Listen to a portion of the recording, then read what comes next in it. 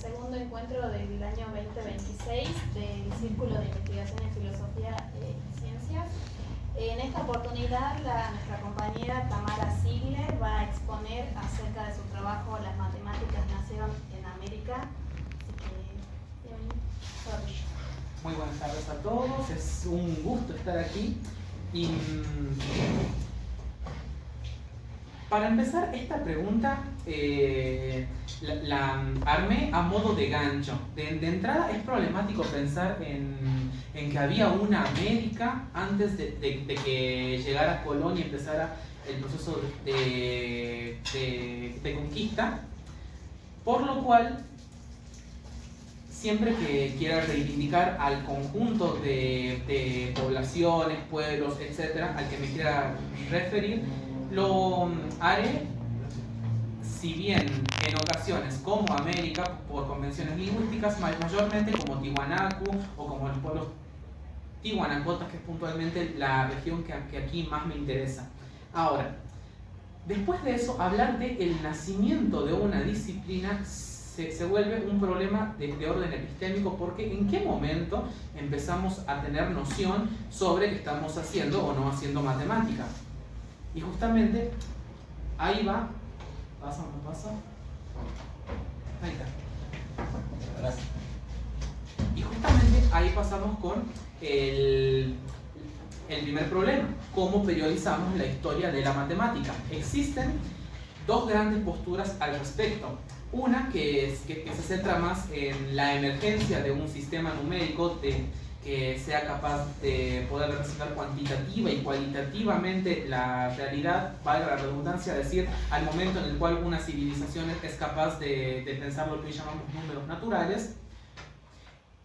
Pero también el segundo gran orden de periodización de la matemática contempla que esta inicia cuando una civilización puede desarrollar modos de demostración de sus teoremas, de sus postulados, de sus afirmaciones. En pocas palabras, cuando el pensamiento adquiere herramientas por las cuales puede demostrarse a sí mismo, ahí nace la matemática. Desde estas dos concepciones, la historia canónica de la matemática la hacen nacer primeramente en Egipto, porque aquí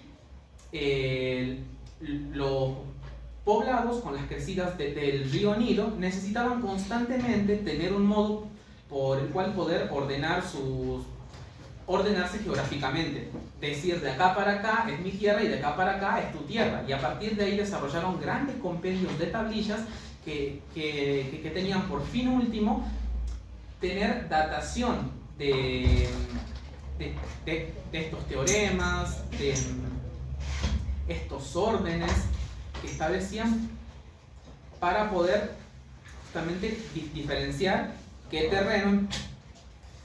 Es a partir de esto que desarrollaron un instrumento que era una cuerda con 12 nudos.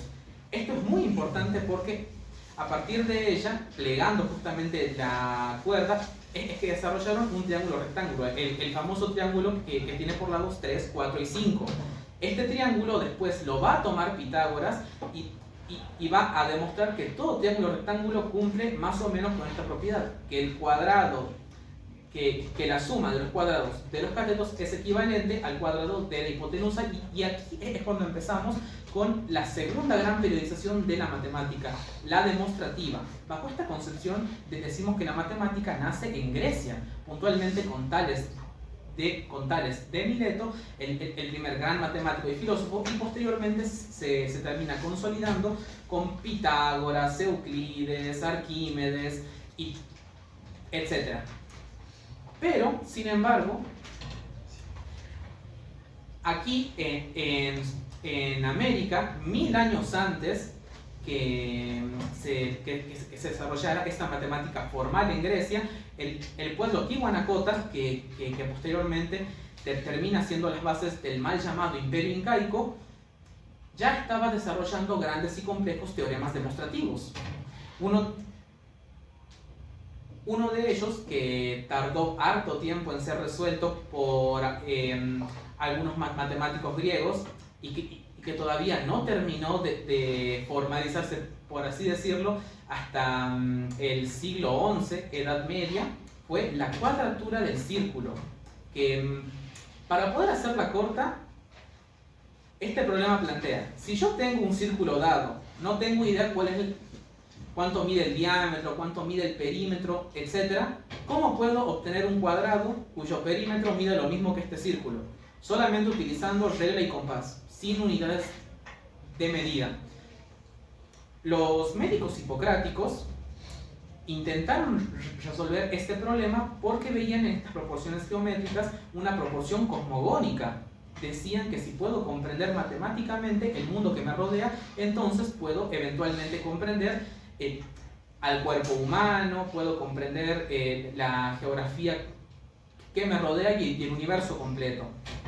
Desde el cuerpo individual, desde el soma hasta el cosmos, había una relación de armonía, una relación de correspondencia. Y es por eso que los estudios matemáticos excedían el simple ámbito numérico, sino que en última instancia eran la llave, la clave, el punto de partida para poder abrir todas las demás ciencias. Se pensaba la matemática en clave holística. Se pensaba que si puedo comprender estas cualidades y estas cantidades, eventualmente puedo desarrollar medicina, biología, astronomía, geografía, aritmética, etc. Ahora, ¿cómo es que los tihuanacotas en el siglo X a.C. intentaron resolver la cuadratura del círculo?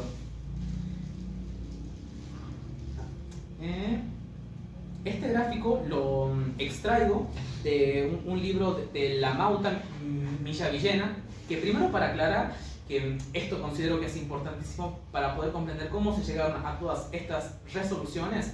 En el pueblo tihuanacota existía la figura de la Mauta, que es algo muy análogo a lo que en Grecia se llamaban filósofos o pensadores. El amauta era una figura de saber que se dedicaba a lo que hoy llamaríamos filosofía, pero también matemáticas, ciencias biológicas, medicina, astronomía y en general a cualquier ciencia que más o menos tuviera un fin para la comunidad. El amauta se dedicaba a estudiar todo lo que sirviera para poder reforzar y afianzar los lazos vitales que se desarrollaban en un territorio. Y ojo, acá no solamente estoy hablando de lazos vitales humanos, sino también aquellos que son no humanos. En pocas palabras, si yo fuera una amauta, no solamente tendría que estudiar cuestiones de orden humano, como política, sociología, etc., sino también cuestiones de orden no humano, como por ejemplo, no sé, biología, geología, etc. Porque cuidar a la comunidad desde la visión de la amauta no es solamente cuidar a las partes humanas, sino también al medio que la sostiene, a las montañas, los árboles, los animales, etc. Y aquí los amautas siguen una correspondencia proporcionalmente inversa a lo que el común occidente piensa respecto de ellos. Nosotros estamos ampliamente acostumbrados a que cuando nos formamos en el nivel superior, lo primero que tenemos es un título de profesorado y después un título de licenciatura. Lo primero que haces es meterte en el campo pedagógico en una dimensión reproductiva del conocimiento y después recién podés, haciendo unos 2 o 3 años más la licenciatura, podés meterte en el campo productivo de conocimiento. Después de eso recién podés investigar. En cambio, el amauta lo pensaba exactamente al revés. Durante mi formación como amauta, yo lo primero que hago es dedicarme a la investigación. Me dedico a hacer investigación matemática, me dedico a hacer investigación en medicina, en esto, en aquello, etc. Y una vez que yo tengo una noción general de la existencia de todas las cosas, recién ahí puedo pasar a afirmar que algo conozco. Necesito primero tener una noción general de todas las cosas para poder afirmar que algo conozco. Inclusive, yo no puedo afirmar que algo conozco si no tengo un acercamiento lo más directo posible con el objeto. Por ejemplo, si el profe viene y me dice la suma de los cuadrados de los catetos es equivalente al cuadrado de la hipotenusa, yo no puedo decir que lo conozco hasta que vaya y yo mismo lo demuestre. Porque esto, que el profe me lo diga y que yo lo tome como verdadero, es un aprendizaje indirecto. No es conocimiento propiamente dicho en la cosmovisión del pueblo tihuanacota. Una vez que yo tengo este suelo, esta base de conocimiento, recién ahí puedo pasar a especializarme, por así decirlo. Buscar un área que sea la de mi mayor interés y profundizar en ese campo. Bueno, así y por un largo derrotero, cuando yo llego a una edad adulta o a la tercera edad, como diríamos hoy en día, recién ahí se me es lícito poder enseñar. Después de haber atravesado este largo camino de investigación, recién ahí yo tengo las herramientas y el conocimiento apropiado y necesario para poder transmitir mis saberes, pero principalmente para poder incentivar en otros que estos puedan acercarse al conocimiento. La función del pedagogo desde la cosmovisión andina no es simplemente transmitir saberes, no es simplemente reproducir lo que ya está dado, sino esencialmente que esta curiosidad primigenia que me movió a mí a hacer todo este derrotero de investigaciones se vea replicada en el futuro del pueblo, en el futuro de la comunidad.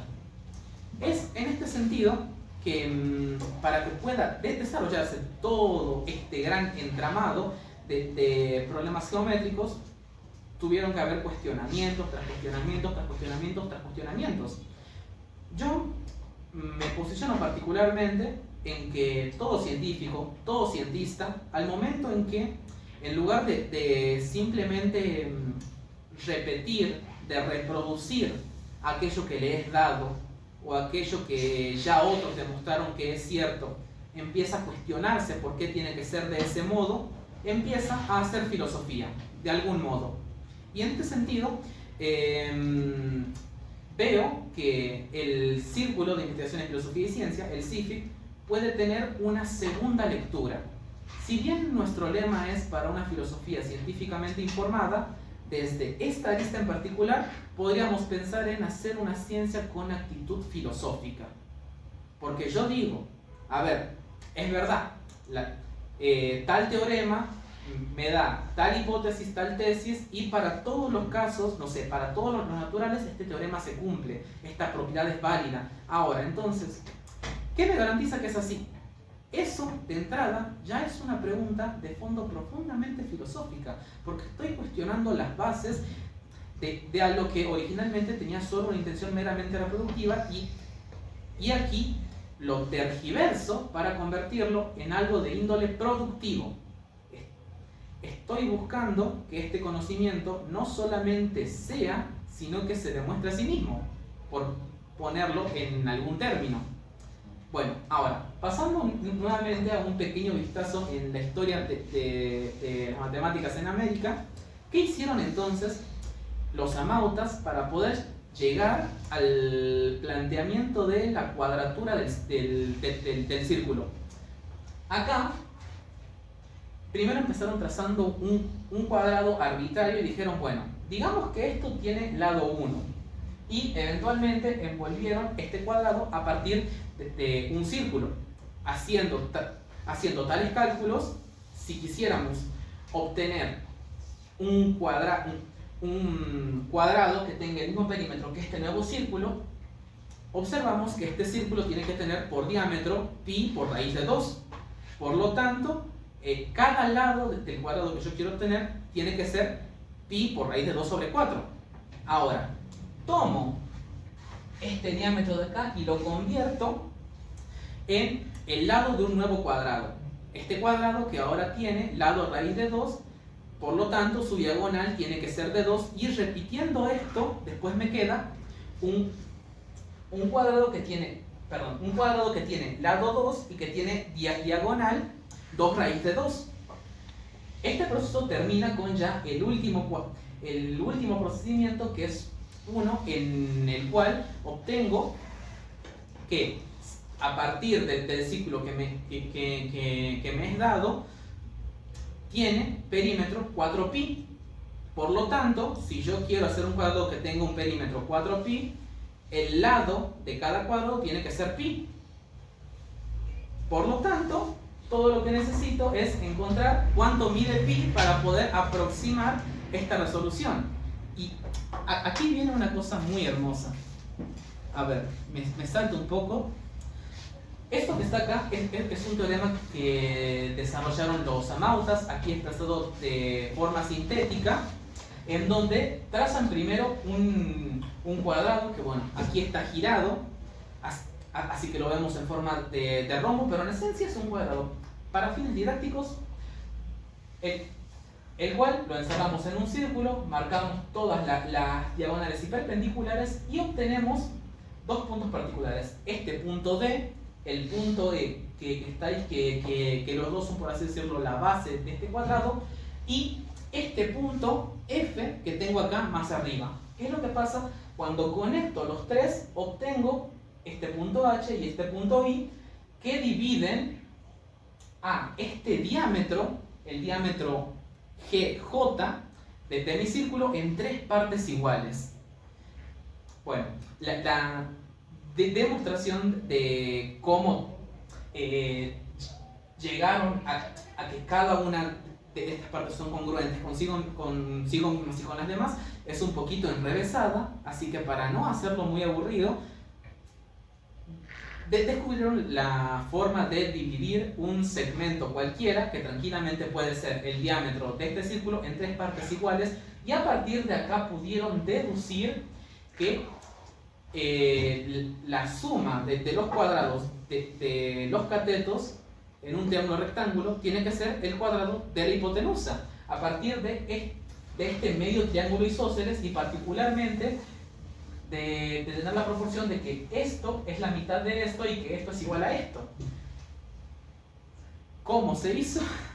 Es una cosa que un poco nos cuesta todavía comprender, especialmente porque el pueblo tihuanacota no dejaba las cosas por escrito como acostumbramos a hacerlo. Tenemos la costumbre de que cuando hacemos matemática o cuando queremos dejar registro de un teorema matemático, lo hacemos escribiendo en un papiro, en un Excel, en un paper, sea la época que fuere, y desde antaño siempre lo finalizamos con un cuadradito y la leyenda según queda demostrado. En cambio, los tihuanacotas lo hacían por medio de tallados en la piedra.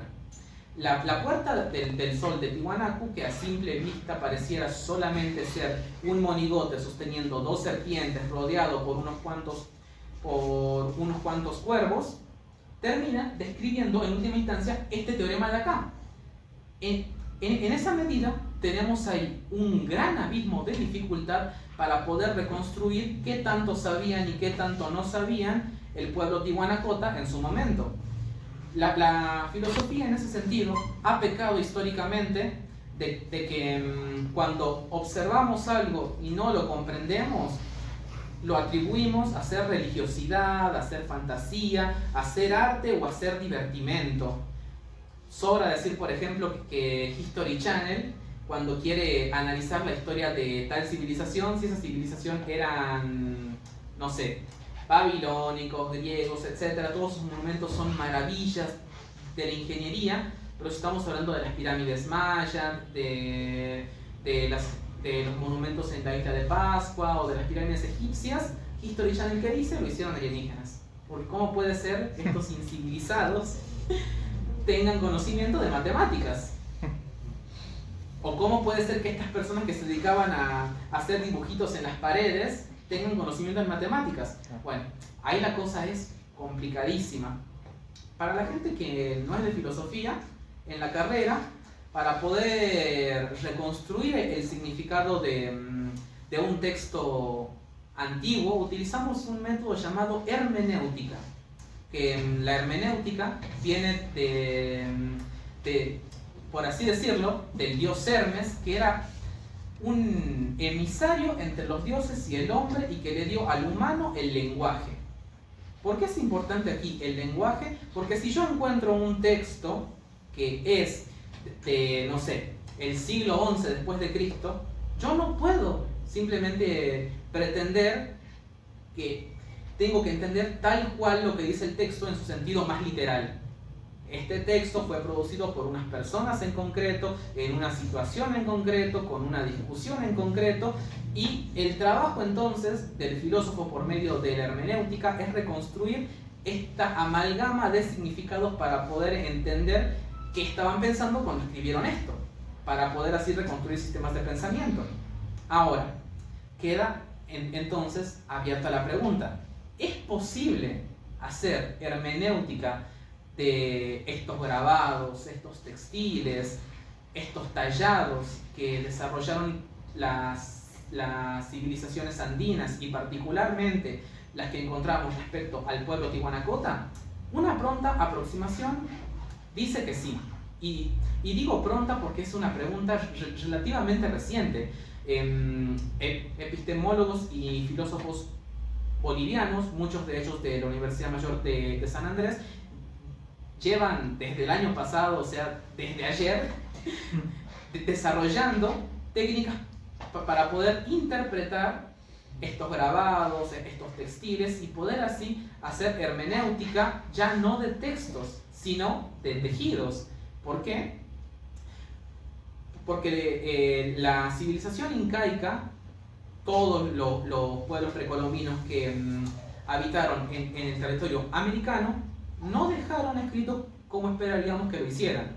Esta civilización particularmente, que dejó quipus, dejó entramados de cuerda tejida que estaba anudada y por medio de ella representaban sistemas numéricos. Por medio de ella organizaban sus cuentas,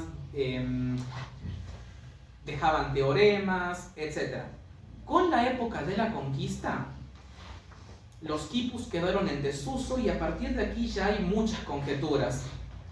Una de ellas dice que los españoles impusieron el sistema numérico decimal en detrimento de los quipus porque era el que manejaban. Del mismo modo en que impusieron la lengua española, el castellano, también impusieron un sistema numérico, lo cual, si bien no es desacertado, se tiene registro de que los quipus siguieron conviviendo de forma no hegemónica con las poblaciones hasta ya entrada la época de la conquista. Así que poca evidencia se tiene de que los españoles hayan deliberadamente destruido todos los quipus que andaban en circulación. Aquello que hizo que estos sistemas no se preservaran fue justamente que no les servían ya como medio de comunicación. Justamente el quipus se había inventado como un instrumento para poder comunicar entre territorios. Supongamos, no sé, que el general me dice que mande tal mensaje al poblado vecino y ¿qué hago yo? ¿Cómo lo mando? Naturalmente tengo que movilizarme desde acá hasta acá, a lo mejor tardo 2 o 3 días caminando, a lo mejor si voy trotando corriendo mejor, y tengo que asegurarme de no olvidarme todo lo que me dijo el general palabra por palabra. Ahora, ¿cómo garantizo que esto no va a pasar? Sencillo, no lo tengo que memorizar, lo anudamos, que es una forma muy particular de escritura. Así entonces yo lo que tengo que hacer es transportar este quipu de un territorio a otro y así se producen las vías de comunicación. Ahora, ¿quiénes hacían los quipus? Los amautas. Por lo tanto, y esto es lo más importante para comprender cómo funcionaban los textiles en el mal llamado Imperio Incaico, los entramados territoriales no tenían una centralidad geográfica del mismo modo en que sí tenían una centralización comunicativa. No importaba tanto si este territorio era casualmente el territorio que estaba más al centro de todos los demás, lo que importaba es que este territorio concentrara la mayor cantidad de amautas posibles, porque en todo caso pasaría a ser una capital comunicativa. Del mismo modo, acá en Argentina durante mucho tiempo se dio el debate por qué Buenos Aires es el centro del país y lo que está más al centro podría ser Córdoba, por ejemplo. Bueno, en este caso, no importaba, por ejemplo, no sé, si Tahuantinsuyo, Collasuyo, etcétera, estuvieran matemática, geométrica y geográficamente desviados del centro, eran una forma de centralización porque eran una capital comunicativa. Y en este sentido es que el papel de la Amauta era transversal a toda la vida comunitaria. En este sentido, ¿cuál era entonces el punto de hacer todo esto? Si estoy diciendo que en última instancia lo que buscaban es que esto tuviera utilidad. Pues que haciendo justamente esto, definiendo la posibilidad de calcular un número irracional, que es algo que no pudieron hacerlo los griegos sino hasta tiempo de Euclides, me atrevo a decir, e inclusive recién se formalizó la existencia de irracionales en la Edad Media, les permitió, volviendo aquí, obtener una aproximación de pi. Dividiendo entonces este último cuadrado obtenido en 9 cuadrados y tomando particularmente la columna del medio, obtengo un triángulo rectángulo que tiene base 1 y altura 3. Y su diagonal coincide, y su hipotenusa coincide justo con el diámetro del círculo que lo contiene. En todo caso, yo aquí tengo una aproximación de pi a raíz de 10. Y esto es importante porque la diferencia matemática que hay entre este valor de pi y el actual que manejamos, que es 3,1416, es menor al 0,6%. En pocas palabras, los tiwanacotas ya tenían una noción muy aproximada de la proporción pi deducida a partir de 1 con teoremas geométricos muchísimo tiempo antes que Europa y en general el occidente canónico. ¿Esto para qué les sirvió? Porque a partir de esta medida es que estructuraron su sistema de medición. Muchas versiones apuntan a que el sistema de medición del Imperio Incaico era de base decimal, era de base hexadecimal, y aquí la verdad que incurrimos en un grave error, y es pensar que a partir de la forma que yo tengo de contar, este pueblo, esta población va a tomar una forma de contar similar. Es por eso que muchas veces atribuimos, no sé, tal población tenía noción de 0, tal población contaba en base 20, etc. Ahora, aquí particularmente, la base en la cual contaban eran potencias de pi. O sea, en lugar de tener a un número entero natural como base de conteo, tenían a un irracional. De modo que la unidad de medida, por así decirlo, esta unidad elevado a la potencia 0 daba 1, elevado a la potencia 1 daba pi, elevado al cuadrado me daba 10, elevado al cubo me daba 31, y así eventualmente todas sus mediciones eran potencias de 10 que en el medio tenían una potencia de pi. Es así que eventualmente con este sistema construyeron sus pirámides, distribuyeron sus territorios y desarrollaron un sistema de medicina ampliamente complejo. Yo me atrevo a decir que la tradición de los amautas está infinitamente lejos de haberse esfumado con la conquista o en detrimento del uso de sus sistemas de mediciones. Actualmente existen muchísimos filósofos, matemáticos, médicos, ingenieros, que en su mayoría están distribuidos entre Bolivia, Perú y Ecuador, que todavía siguen esta tradición políglota que todavía siguen esta tradición ecléctica y que no se contentan solamente con un microcampo de especialización. En ese sentido, yo suelo renegar mucho de cómo aquí en Argentina interpretamos la filosofía y en general los ámbitos de estudio. Decimos, por ejemplo, no sé, yo me especializo en derecho romano del siglo I al siglo II y si no estamos hablando de eso, no me meto, porque no es mi área. Es la frase más común. En cambio, el amauta que dice, a ver, si yo esto no lo sé, lo investigo, porque no puede ser que no lo sepa. Hay un refrán en la cultura aymara que ahora mismo no me van a venir a la cabeza, pero podríamos sintetizarlo en: si yo no he visto algo, no puedo decir que lo conozco. Solo puedo decir que lo conozco si lo he visto, pero acá el tema de traducción juega algo complicado, porque en términos de poder afirmar hay una fuerte connotación de deber. Si tuviéramos que reordenarlo a su significado más primitivo, y que naturalmente no es lo que busca transmitir originalmente el refrán, en la cultura aymara y en el rol de la amauta hay un deber conocer. Yo no me aproximo al conocimiento desde una filia, no me aproximo desde una atracción como sí lo hicieron los griegos, sino que me aproximo desde una noción de deber. Por así decirlo, y desde mi interpretación personal, es como si mi deuda con el mundo fuera tener que conocerlo. Por el solo hecho de estar aquí, tengo un deber conocer con la realidad completa.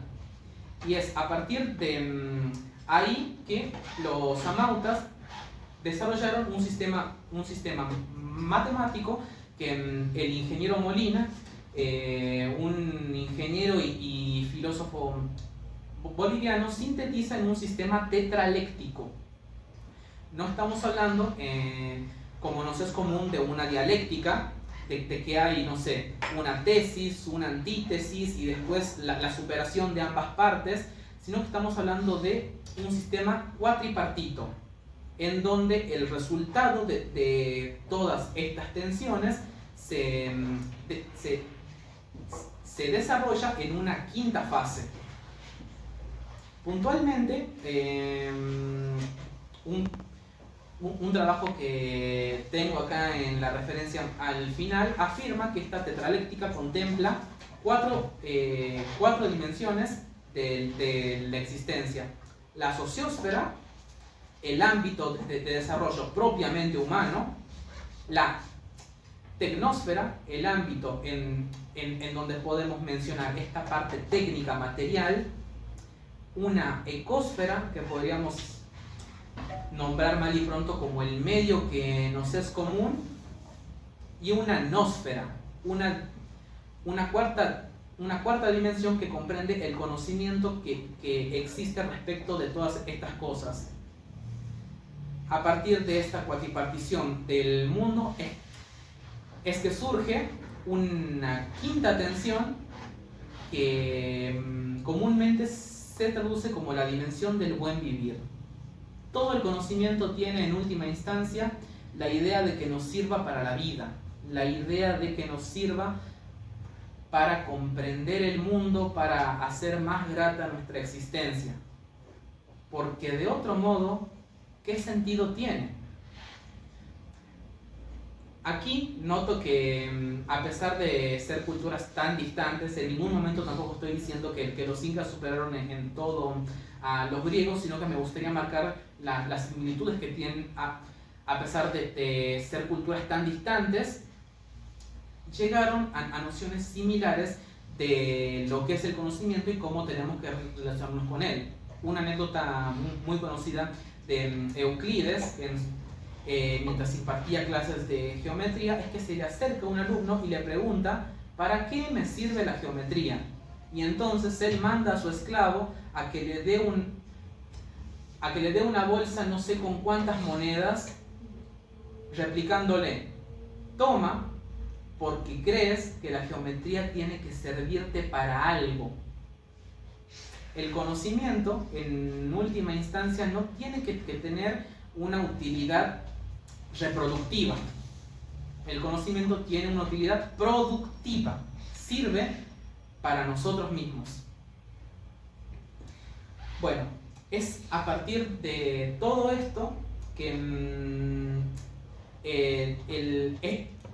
que este sistema desarrolló aproximadamente unos 16 axiomas, de los cuales he extraído los 3 que más que sentí más importantes para toda esta explicación, que naturalmente y como se intuye no estaban escritos, sino que estaban representados con dibujos, con proporciones, con figuras, entallados, entejidos, y que la Amauta Millavillena tomó el trabajo de interpretar. El primero de ellos: en el principio existe la unidad, pero la unidad es ilimitada como un punto o una línea, depende de la magnitud del pensamiento del hombre. Y aquí los incas homologaban la noción de unidad con una parte indivisible. En pocas palabras, cada uno de nosotros tenemos a su manera una noción de ser unidad, o una participación en el ser en tanto que unidad. Como segundo axioma que aquí rescato: proporcionalmente la unidad es el todo, y el todo es la unidad. Afuera o adentro del círculo siempre coexisten por igual. Aquí justamente retrata esto que empecé afirmando. Existe una relación cosmogónica entre esta unidad y esta totalidad, que por totalidad podríamos mal y pronto entender este sistema de cruz andina, este sistema que después cobra esta forma. No sé si se puede distinguir del todo, pero todo lo que está en azul es la llamada cruz andina, o mejor conocida como chacana, que probablemente más de un hippie quiso venderles como que era un símbolo de religiosidad, cuando tiene todo este trasfondo profundamente científico, filosófico, espiritual. No podemos, por ignorancia, reducir todo a simplemente es religiosidad.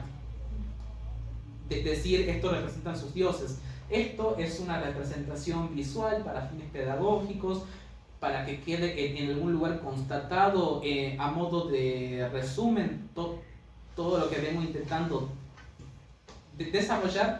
Y la diagonal que aquí va de un punto a otro, mal y pronto, es la proporción de totalidad.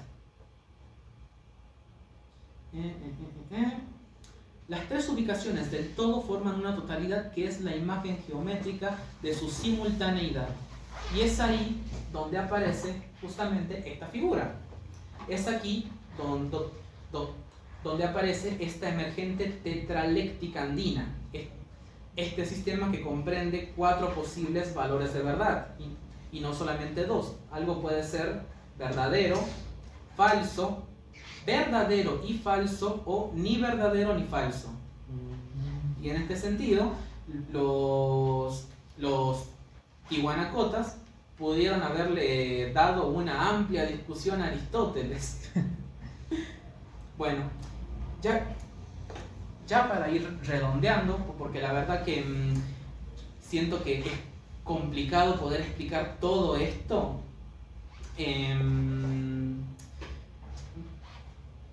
A ver. Entonces, podemos afirmar que la matemática nació en América. Es complicado.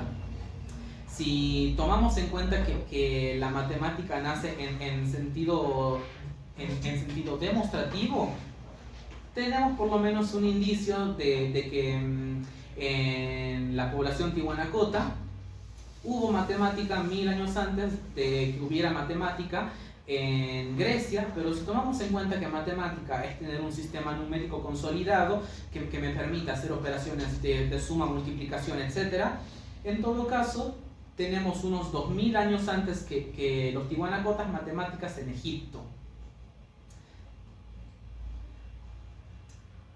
en términos epistemológicos, poder considerar, revalorar este sistema abre la posibilidad de que podamos pensar epistemologías completamente nuevas, porque las epistemologías, los marcos teóricos científicos y paradigmáticos que manejamos hoy en día han sido construidos sobre bases europeas que pretenden homologarse con la noción de ser occidental. Las matemáticas que fundamentan todos los sistemas físicos, biológicos, químicos y un largo etcétera, son en base decimal, tienen una historia demostrativa cuya cuna es Grecia, tienen una historia numérica que empieza con el Antiguo Egipto, la primera gran civilización en tener un sistema decimal, y que al mismo tiempo ignora absolutamente todo esto. Ojo, en ningún momento tampoco estoy diciendo que esto nos permita revolucionar el conocimiento científico, pero por lo menos sí darle una vuelta de tuerca. La matemática tiene como peculiaridad que podemos decirla de diferentes maneras.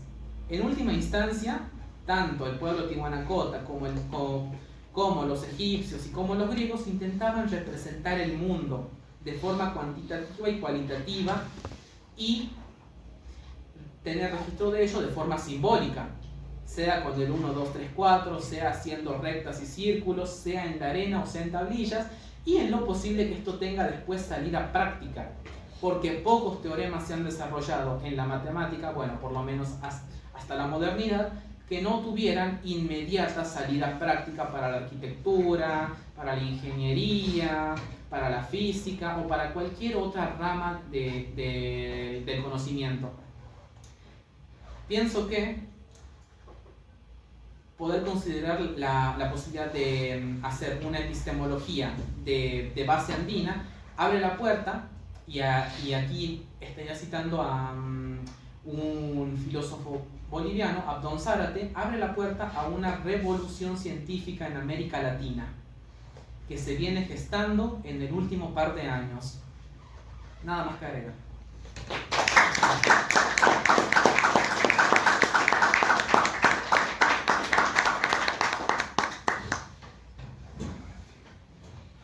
Bueno, abrimos una instancia de preguntas, comentarios.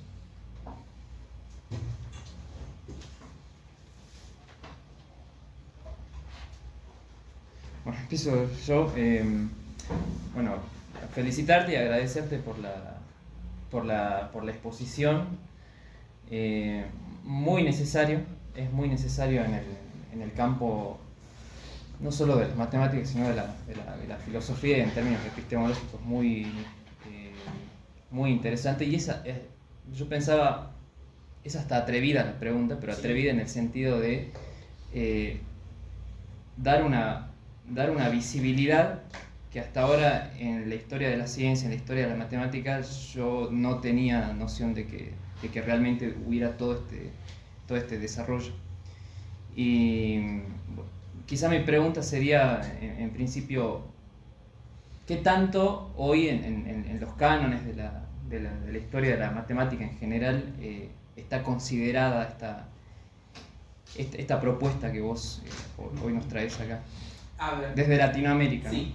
A ver, por lo menos desde Latinoamérica se viene gestando mucho hacer una historia de la matemática latinoamericana o americana, pero de momento solo en términos pedagógicos. Uh-huh.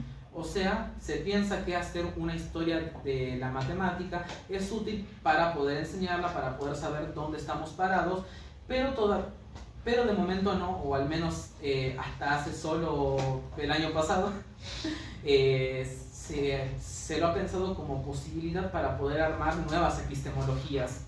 Eso es un trabajo que ha estado emergiendo últimamente en la Universidad Mayor de San Andrés, junto con otras universidades en Ecuador, que están pensando en revalorar las formas por las cuales se nombra o no se nombra, se conoce o no se conoce a tal objeto. Y si hay un pueblo que está tomando la la bandera de la vanguardia en todo esto es el pueblo aymara, porque tienen especialmente porque tienen una concepción del mundo completamente distinta a la nuestra. De entrada, nosotros estamos muy acostumbrados a poder nombrar las cosas por lo que son. En ese sentido, tenemos muy arraigado el principio de identidad que Aristóteles enuncia en el órgano. Esto es una mesa y yo sé que es una mesa. Esto es un teléfono y yo sé que es un teléfono. En cambio, la concepción aymara tiende más bien a pensar las cosas por todo lo que no son y negar todo lo que no son. Un ejemplo que se me hace muy explícito es el verbo iluminar en aymara. Una posible traducción, si tuviéramos que tener en cuenta todas y cada una de las raíces que lo componen, de los sufijos que van cambiando el significado de cada parte del tronco de la palabra, sería decir desoscurecer. En pocas palabras, lo que en español traducimos como iluminar, en aymara lo entienden como hacer que no haya oscuridad. Y en ese sentido, el acto de iluminar puede ser desde una luz tenue hasta un sol vivaz.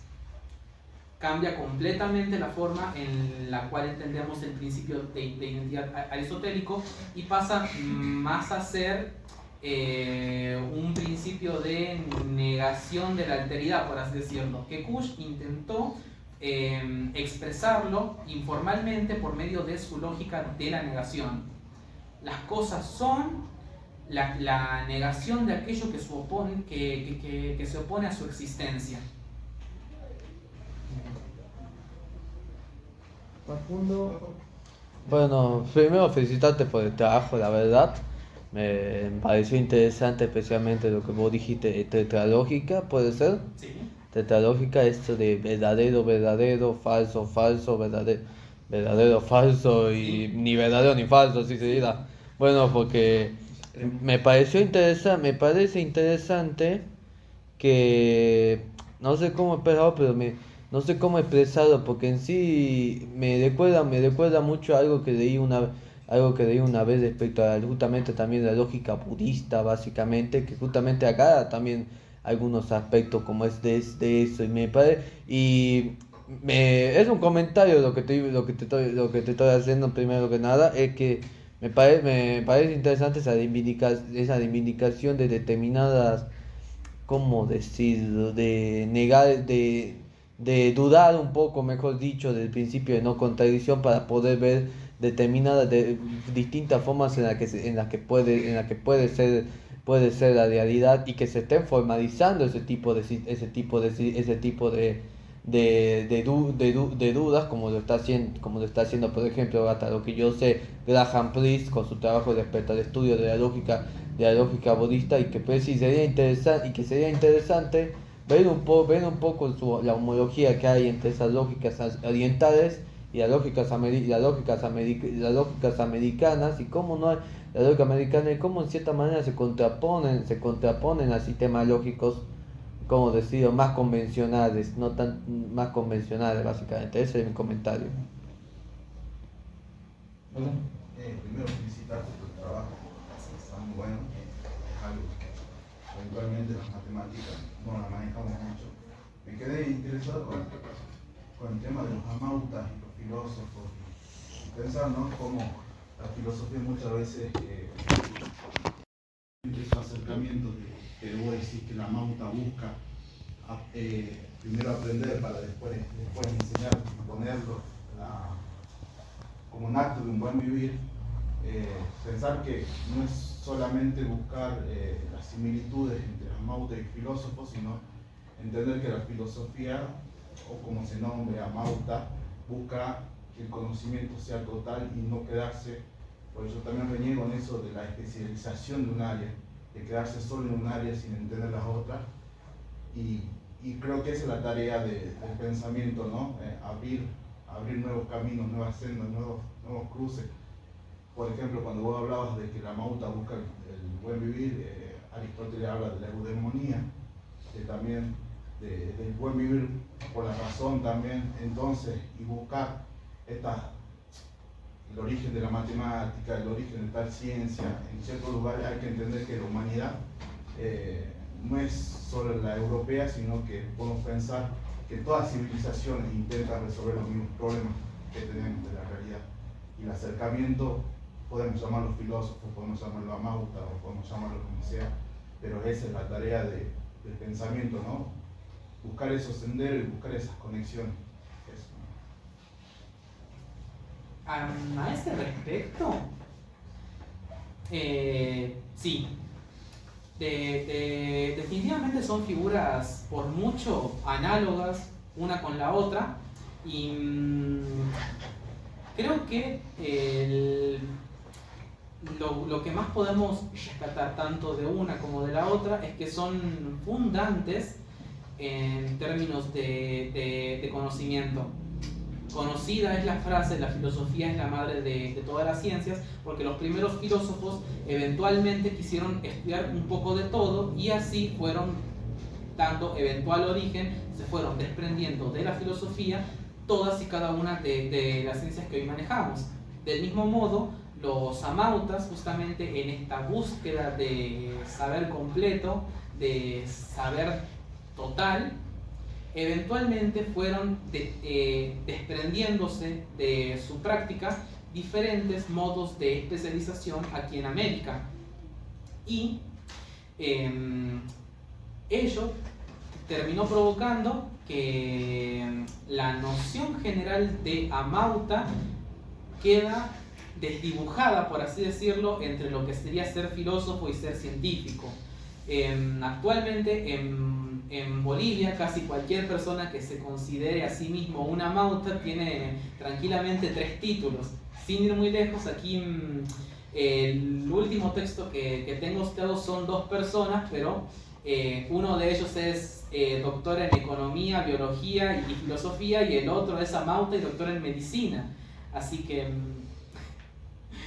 tuvieron la necesidad de quedarse no solo en una cosa, sino que además estudiar todo y llevar esto no solamente en un ay, qué divertido que es conocer y me encierro en mi propia biblioteca con mis libros y gozo de saber que sé, sino salir afuera y tratar el conocimiento como un deber, como algo que tengo, a lo que tengo que aproximarme para poder después llevarlo a la práctica.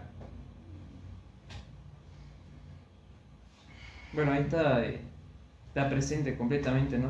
Esta actitud de compromiso con el conocimiento que quizá desde las prácticas cotidianas o habituales en el campo de la academia siempre tendemos a esta segmentación y a esta incluso anulación a veces, ¿no? de un campo de conocimiento que es distinto al nuestro. En filosofía acá pasa, lo vemos constantemente, y eso fragmenta en muchos sentidos el discurrir, la misma dinámica hasta de la propia carrera, digamos, ¿no? Otra pregunta que me surge a mí quizás es, en esta propuesta o esta expresión de epistemología andina, se sigue apuntando hacia la idea de la totalidad y de la unidad a partir de el compromiso de saber en muchas áreas. Completamente. Creo que hay pocos epistemólogos que busquen reivindicar esta área, que tengan un área de especialización extremadamente constreñida. Todos están muy abiertos al diálogo interdisciplinario y transdisciplinario, porque justamente poder hacer una revolución paradigmática requiere poner en común lo que hay en todas las ciencias. Y aún después de la revolución paradigmática, en la medida que se preserven estos principios de la Mauta, yo creo que difícilmente estos especialistas abandonarían la posibilidad justamente de tener varias aristas de las que agarrarse en el ámbito del conocimiento. En ese sentido, aquí en Latinoamérica estamos a poco de presenciar una revolución científica, así como Kuhn y sus compañeros en su época estaban presenciando la revolución paradigmática de las ciencias naturales y parcialmente de las formales. Hoy en día estamos presenciando una revolución que está empezando primero con las ciencias sociales y que eventualmente se extiende a ser una revolución epistemológica en ciencias naturales y formales, que definitivamente no buscan para nada dejar de lado a ninguna corriente. Es más, eso es algo que me sorprendió gratamente mientras investigaba respecto de esto, porque mal y pronto podríamos decir que aquí se buscan, hay como dos enfoques. Uno que tiene una postura más holística, que busca reivindicar a todas las formas de conocimiento en su totalidad, y otro que tiene tal vez como mini campo de especialización buscar filosofía analítica o amáutica analítica, si se quiere, en el pensamiento de los pueblos originarios. Y son dos cosas que históricamente parecen hasta incompatibles. ¿Cómo que filosofía analítica de los pueblos originarios? ¿Cómo me vas a decir que estas personas son capaces de hacer fundamentación de teoremas, etcétera, etcétera? Hay muchos casos, más de los que me gustaría, de físicos, matemáticos, biólogos, enfermeros, que por su origen de pueblos originarios, la academia espera que lleven su campo de estudio a su pueblo originario. Por ejemplo, no sé, si estoy estudiando enfermería o medicina, mi tesis tiene que ser de ayuda comunitaria. Si estoy estudiando matemática, mi tesis tiene que ser de, por ejemplo, esto.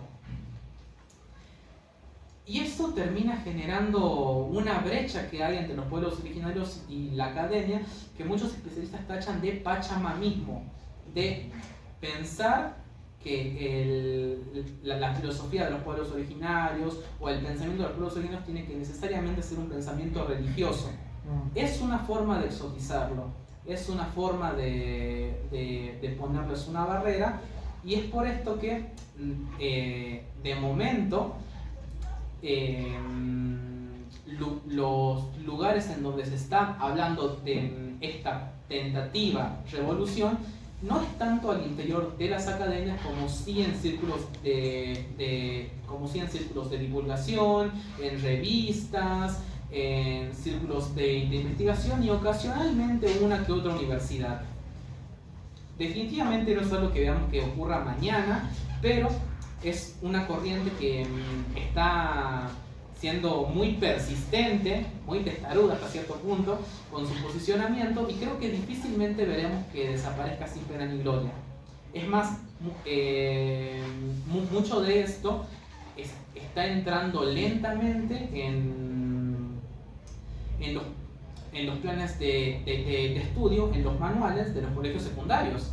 Actualmente hay estudiantes de nivel secundario que, además de formarse con lógica clásica bivalente, también se forman con lógica tetraléctica. Y no solamente están pensando en términos de verdadero o falso, sino que también piensan en verdadero y falso y ni verdadero ni falso. Y eso ya muestra un poco cuáles son, por así decirlo, las fichas de juego de esta corriente. Nuevamente, como la están llevando a cabo amautas, el paso final de todo lo que hacen es enseñarlo. No es que se quede en la academia circulando entre intelectuales que les queda poco para jubilarse, sino que vaya justamente a las nuevas generaciones y que sean ellos quienes tengan el poder de que esto persista o decaiga. Profe. Me gustó que se inicie con una pregunta, eso lo encanta.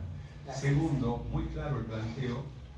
Ahora, es un trabajo propio suyo, ¿no? Es un trabajo histórico, y donde hay, o sea, reproduce tarea hermenéutica de muchos de estos autores, o sea, en la tarea de atribuir un significado a una particular grabación una tarea hermenéutica. Ahora, es una tarea muy compleja, ¿no? Yo voy a hacer una comparación. Cuando, ¿cómo se llama? En el antiguo Egipto estaban todos los, ¿cómo se llama la palabra? Los jeroglíficos. Y pensaban que eran dibujitos. Se pensó durante siglos que eran dibujitos, hasta que descubren la piedra de Rosetta, y a partir de la del estudio de la piedra de Rosetta, donde había un texto que estaba en griego, otro que estaba en demótico y otro dibujitos, uno conjeturó que esos dibujitos eran la expresión, estaban expresando lo que estaba siendo expresando al mismo tiempo en griego y en demótico. Y ahí empezó la tarea extraordinaria de ir, y a partir de eso se construyeron la historia del antiguo Egipto, ¿no? Ahora, yo veo que a mí me sorprende esos cuadrados y esos círculos y todo, esas cosas, a mí me gustaría conocerlo, en qué texto, me gustaría ver, porque estos autores están haciendo una tarea hermenéutica muy importante, y me gustaría ver cómo piensan. Bien, el texto donde extraje las imágenes es el segundo que tengo aquí, es el de Milla Villena, que creo que es el más viejo que pueda haber que hable del tema. Es es justamente en 1983, en donde hubo una especie de micro boom en estudios arqueológicos en la región andina, y eso permitió justamente pensar, tal vez esto que antes estábamos viendo como pura religiosidad, capaz tiene otro significado. El caso de la traducción de los jeroglíficos es fascinante, porque Chantelain en un principio estaba intentando asignarle a cada dibujito algún significado y le resultaba sencillamente incomprensible, hasta que se dio cuenta de que un conjunto de símbolos, además de estar dispuestos al final de la piedra Rosetta, estaban encapsulados, o sea, estaban todos los simbolitos y los rodeaba un óvalo. Así trató de buscar qué le era análogo en griego, y descubrió que esto era una firma, eran puntualmente las firmas de Cleopatra y César. Eran nombres propios. Sí, eran nombres propios. Así que a partir de ahí dijo, bueno, en todo caso, cada dibujito significa tal carácter en griego, y bueno, naturalmente los especialistas sí sabían griego, así que eventualmente pudieron empezar a traducir los jeroglíficos. Es interesante porque hay una pared en la tumba de Tutankamón que durante mucho tiempo se conjeturaba que era una especie de maldición por los dibujitos que tenía. Se conjeturaba que, no sé, maldito sea el que pase por aquí, etcétera, etcétera, etcétera. Y cuando se descifró la piedra Rosetta, realmente decía, cuidado piso mojado. Sí, porque en una ocasión Tutankamón se había resbalado ahí, así que pusieron cuidado piso mojado. Bueno, así tal cual, capaz estamos mitificando o volviendo exótico algo que realmente no lo es. El inicio nomás está con la cruz andina, con la cruz cuadrada, la cruz escalonada y 1000 nombres que tiene.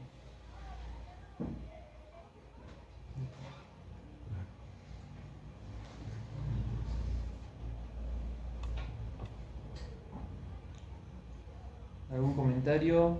¿Alguna pregunta?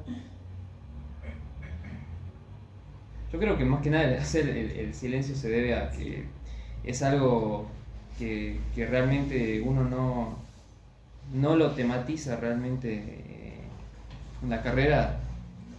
No hay no hay un enfoque en estos términos así tan específico y mucho menos referido a... Porque nos cuesta dialogar, ¿no? Justamente la filosofía con otras ciencias, justamente lo que intentamos hacer.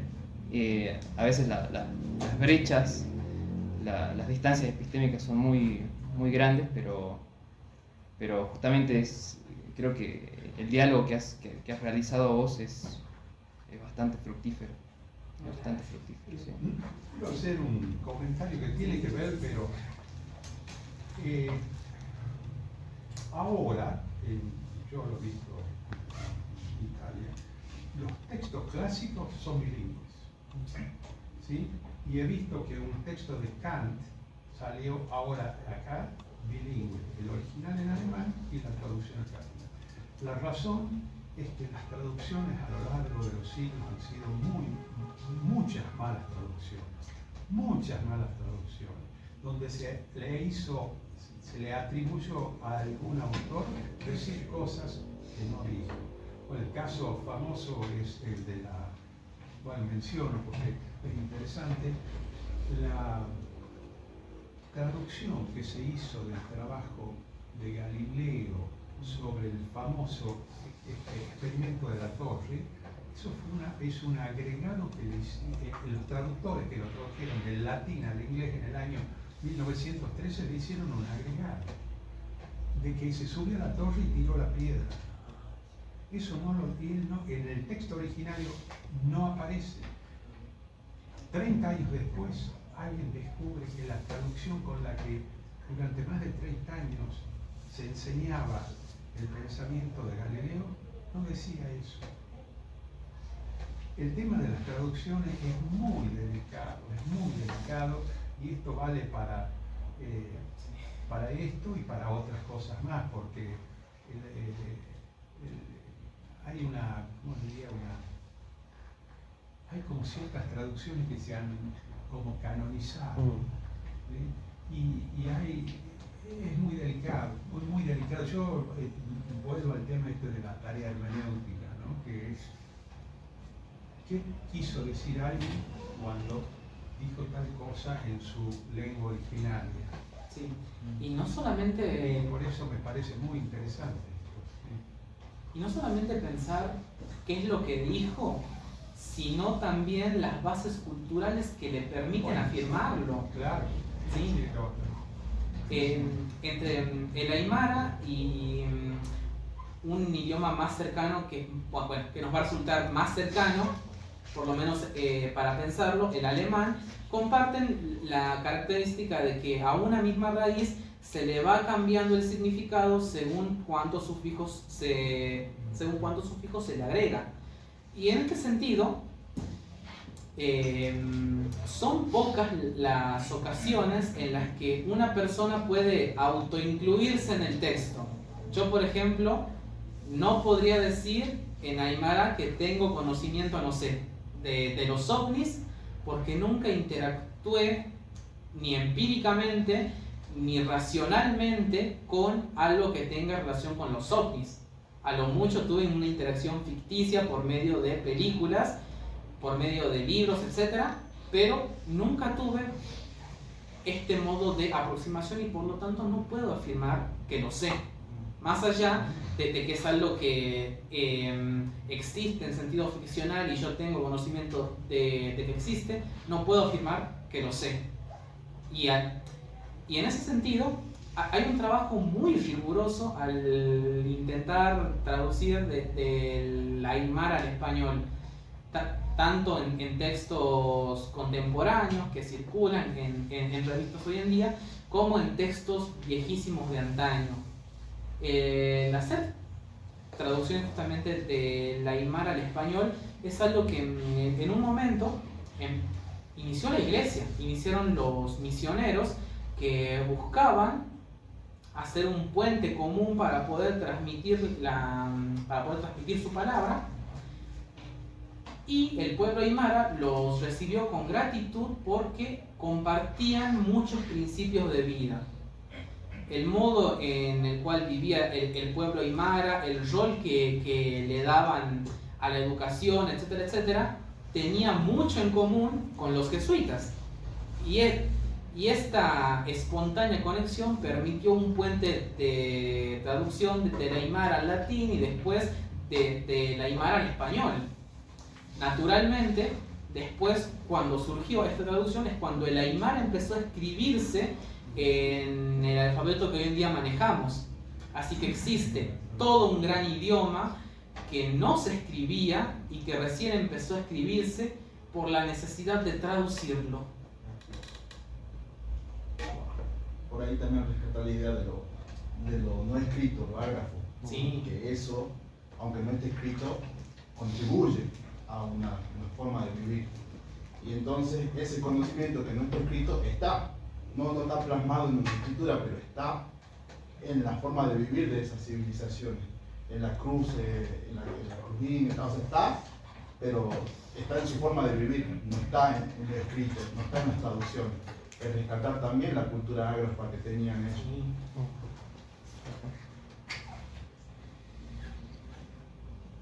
Yo quisiera volver un poco a la pregunta inicial. Sí. Las matemáticas nacieron en América. Cuando uno lo pregunta en esos términos, digo, y recordando quizá un trabajo que, no sé si creo que estábamos con vos, Facundo, en Mendoza, del profesor Gaita, Rodolfo Gaita. O creo que No estaba. Bueno, cuando el profesor Gaita en el Congreso del AFRA presentó un trabajo que decía, bueno, ¿realmente existen los entes matemáticos? ¿No? Y claro, si uno lee la pregunta de entrada y dice, bueno, a ver, las matemáticas nacieron, implicaría quizás una primera lectura que uno podría hacer de esa pregunta es que la matemática es una producción humana. Sí. Mientras que quizás lo que en ese trabajo el profesor tematizaba, bueno, las matemáticas y los entes matemáticos se descubren o se crean. Entonces, Sí. teniendo en cuenta esto y teniendo en cuenta también lo que mencionaba el comentario de Facundo, que le remitía a alguna forma de la lógica budista, dijiste, ¿no? Que esto te recordaba un poco esto. ¿Habría alguna posibilidad de que existiera una instancia en la que la matemática, los entes matemáticos y la relación que se puede establecer entre los entes matemáticos se descubriera de distintas formas? O sea, ¿habrían distintas formas de llegar a una unidad? Es una pregunta muy, pero muy complicada y de entrada implica pensar si las matemáticas son una creación humana o si son algo ya dado en la naturaleza. Y a partir de ahí hay dos grandes corrientes que intentan responder a esto. El platonismo matemático o idealismo matemático afirma que las matemáticas son algo que efectivamente existe en la naturaleza y seguirá existiendo a pesar de que todos los seres humanos nos extingamos algún día. Las matemáticas seguirán existiendo. Y prueba de ello es que el universo completo, en sus instancias más inmateriales, todavía obedece principios matemáticos. Por ejemplo, la ecuación de onda de Schrödinger, cuando se la planteó por primera vez, a los físicos les resultaba incómoda porque incluía un número imaginario. Un número que es el equivalente a decir que, no sé, este número elevado al cuadrado me da raíz de -1. Perdón, este número al cuadrado me da -1. Lo cual en los números reales convencionales no se puede. No puedes elevar ningún número al cuadrado y que te dé un número negativo.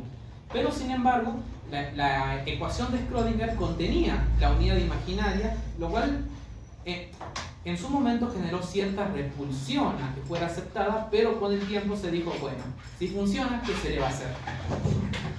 En este sentido, se puede observar que hay matemática en lugares que el humano definitivamente no llegó a tocar, que no tuvo manera alguna de intervenir ahí, porque ¿cómo el humano va a intervenir en la función de onda de Schrödinger? No se puede. La función de onda seguirá siendo a pesar de que todos los humanos nos extingamos.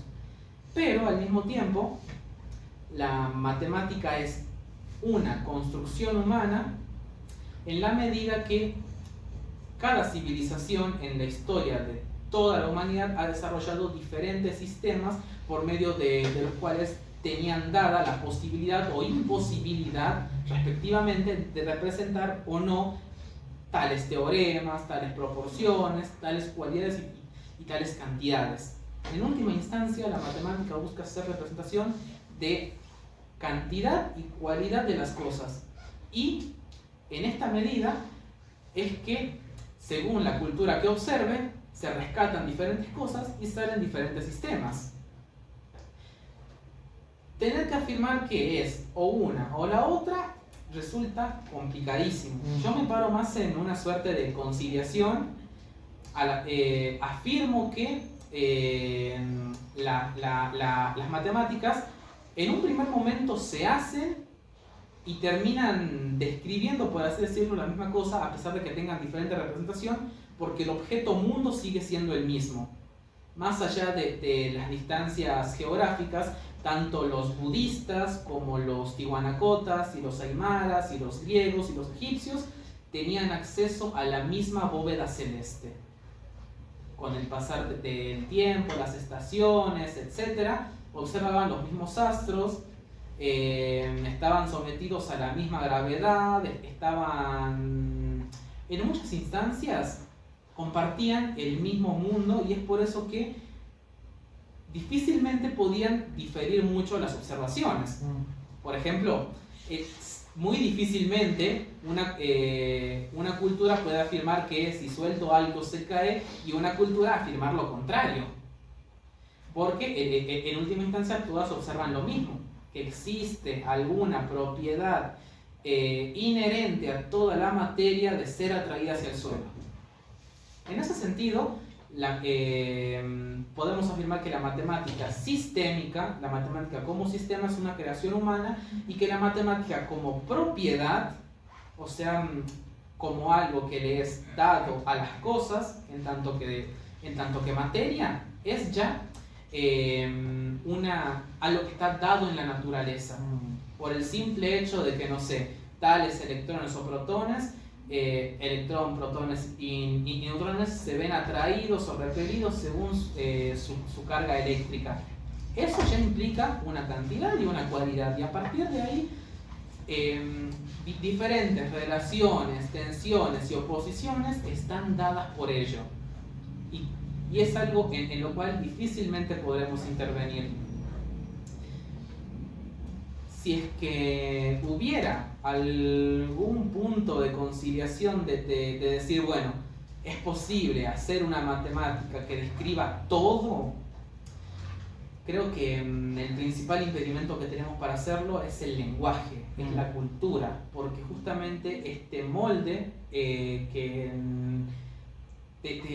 del que al menos en un primer momento no podemos escapar, ya nos condiciona para poder ver algunas cosas y no ver otras. Y pongo este ejemplo. Decimos que un niño a partir de los 4 años adquiere teoría de la mente porque tiene noción de persistencia de objetos. O sea, sabe que, no sé, tal cosa sigue existiendo a pesar de que no la está viendo. Pero sin embargo el ser humano, aún en la edad adulta, no tiene persistencia de ideas. Nosotros no tenemos noción de que una idea existe a menos de que la estemos viendo. Y cuando dejamos de verla, nos es tan fácil olvidarla que al cabo de solo un tiempo dejamos de considerarla siquiera válida. Y es esto lo que después termina generando que, no sé, tal corriente dice que esto es blanco y tal otra corriente dice, no, esto realmente es negro. Porque biológicamente no tenemos un órgano que nos permita tener persistencia de ideas. Sí, naturalmente la tarea del filósofo, de la mauta, del pensador y del cientista es, en lo posible, tratar de retener la mayor cantidad de conocimiento posible para llevarle la contra a nuestra propia biología. Pero en ningún caso podemos romper este límite, a menos de que seamos máquinas y podamos empezar a tener almacenado en un chip en el cerebro toda la información que se viene recolectando en la historia de la humanidad. difícilmente podremos hacer una matemática que unifique la realidad completa, difícilmente podremos hacer una teoría del todo, al menos en los próximos años. Quién sabe, tal vez el día de mañana aparecen los cyborgs y justamente por su constitución como seres máquina tienen la capacidad de tener persistencia de ideas, así como la IA que tiene acceso a todo lo que alguna vez se dijo en internet. Bueno, ahí tal vez podamos hacer una matemática unificada, que definitivamente sería muy distinta a las matemáticas que manejamos hoy en día, porque las inteligencias artificiales más especializadas hacen matemática con una sola operación. Nosotros utilizamos suma, resta, multiplicación, división, potencia, sumatoria y un berenjenal de operaciones. En cambio, las inteligencias artificiales más especializadas utilizan solo una operación y el número 1. ¿Cómo se expresaba esta operación puntualmente? No me acuerdo ahora, pero solamente a partir de esta operación, el número 1 y tantos paréntesis como tengas ganas de escribir, podés crear absolutamente todos los números que existen. Y si además de eso le agregas, no sé, variable X y variable Y, podés además crear todos los sistemas matemáticos que actualmente se manejan. Eso solamente serían 4 botones de calculadora. La matemática que hace una inteligencia artificial es muy distinta a la matemática que hace una persona humana. De entrada, porque su constitución corpórea ya los predispone para hacer matemática de un modo y los imposibilita para hacerla de otro.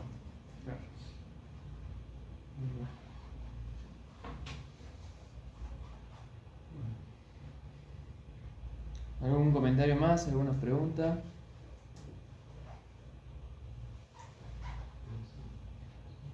Bueno, hay. Cortísimo. Eso último que acabas de decir, guardatelo en alguna parte, porque creo yo que va a ser una discusión que vamos a dar mucho tiempo a partir de la explosión que tiene la inteligencia artificial. Y ahí sería, iba a hacer una pregunta hace un rato, pero Simón la hizo mucho más elocuente que yo y mucho mejor planteada, así que no digo nada, y era con respecto al nombre de la charla. Que incluso yo pienso apreciación personal, Sí. con lo que vos mencionaste, las diferentes culturas que tematizan el mismo mundo. Incluso podríamos decir, o mejor dicho, incluso podría decir yo, para no ponerme en general, deja de tener sentido la pregunta de plantear dónde comenzó. ¿Por qué? Porque el problema no sería quién fue el primero en plantear la solución a tal problema, sino más bien qué problema estaba intentando solucionar. Sí. Y ahí, en esta cosita de qué problema estaba intentando solucionar, y para marcar esa singularidad que tiene la humanidad, eso viene como pregunta, creo que la respuesta un rato, pero quisiera ver si estoy pensándolo bien. ¿No será que eso que nos diferencia, en este caso la inteligencia artificial, que vos un rato lo mencionaste como creo que caracteres culturales o algo por el estilo, planteaste que es lo que diferencia estas civilizaciones, ¿no será que también tiene que ver con una parte ética y política que nos caracteriza a la humanidad, que permite hacer que estos problemas que intentamos solucionar se diferencien en diferentes, ya sea sociedades, contextos y momentos históricos? ¿Entendido? Sí, completamente. Creo que el conocimiento, en la medida que somos personas quienes hacemos el conocimiento, difícilmente está escindido de su dimensión política.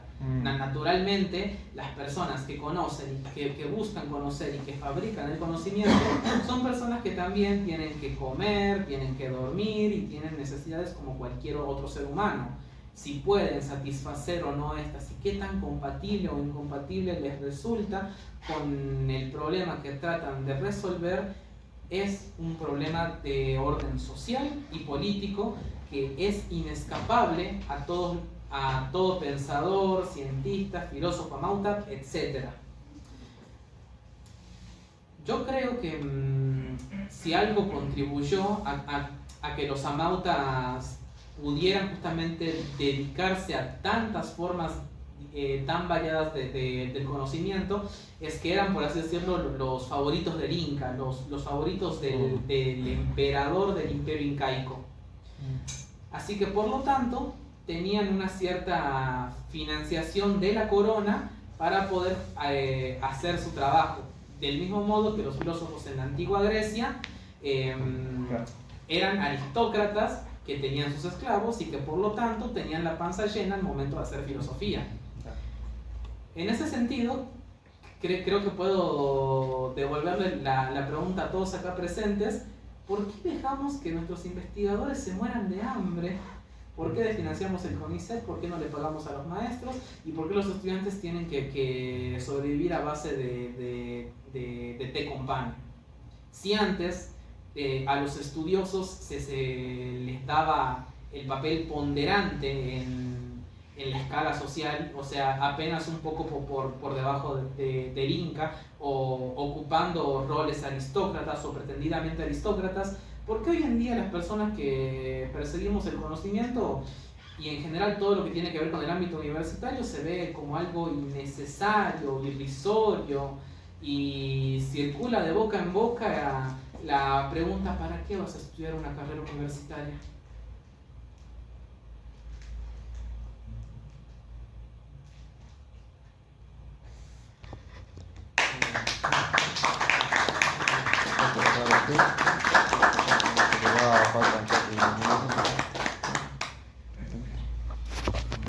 Muchísimas gracias.